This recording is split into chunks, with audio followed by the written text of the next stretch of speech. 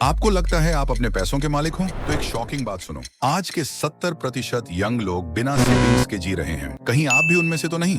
आज मैं आपको दिखाने वाला हूं कैसे मैंने अपनी मनी मैनेजमेंट गेम सुधारी और आप भी कर सकते हो। देखो दोस्तों, पैसा मैनेज करना कोई बोरिंग काम नहीं है, बल्कि जिंदगी की एक इंपॉर्टेंट स्किल है। आज जो आदतें हम बनाएंगे वही तय करेंगी हमारा भविष्य कैसा होगा। हम अक्सर सोचते हैं कि हम काम करते हैं, पैसे कमाते हैं, लेकिन क्या हम सही तरीके से उस पैसे का उपयोग कर रहे हैं? यही वो सवाल है जिसे हम इग्नोर करते हैं। तो चलो अपनी मनी गेम को अपग्रेड करते हैं। आज के यंग लोग 3 बड़े प्रॉब्लम्स फेस कर रहे हैं। पहला, स्टूडेंट लोन का बोझ।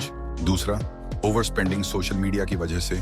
और तीसरा, सेविंग्स का ना होना। हर तरफ दिख रहा होता है दोस्तों का Goa trip, iPhone 15, branded sneakers, और हम सोचते हैं यार मैं भी ले लेता हूँ। लेकिन असली जिंदगी में ईएमआई और रेंट छाती पे बैठ जाता है। हम जो चीजें चाहते हैं उन्हें अफोर्ड करने की कोशिश करते हैं बिना सोचे समझे, और फिर फाइनेंशियल प्रेशर महसूस करते हैं। ये प्रेशर ऐसे बढ़ता जाता है कि अपने बेसिक एक्सपेंसेस को मैनेज करना भी मुश्किल हो जाता है। अब सॉल्यूशन क्या है? 3 सिंपल स्टेप्स।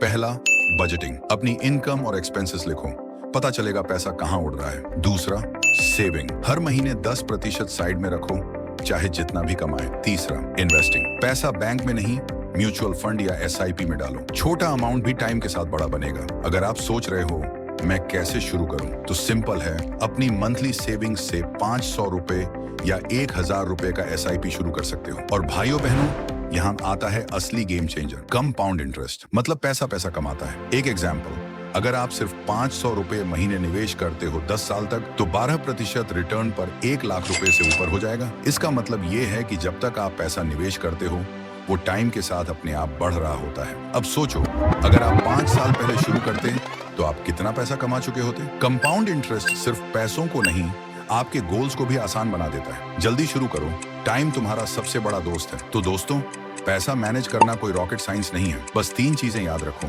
बजट बनाओ, सेव करो, इन्वेस्ट करो। अगर आप ये 3 स्टेप्स अपनी लाइफ में लाते हो, तो फाइनेंशियल फ्रीडम आपके बहुत ही पास आ जाएगी। और हाँ, गलती सबसे होती है, सीख के आगे बढ़ो।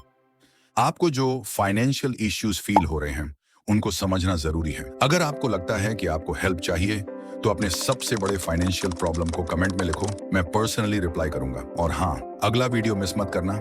मिलते हैं वहां।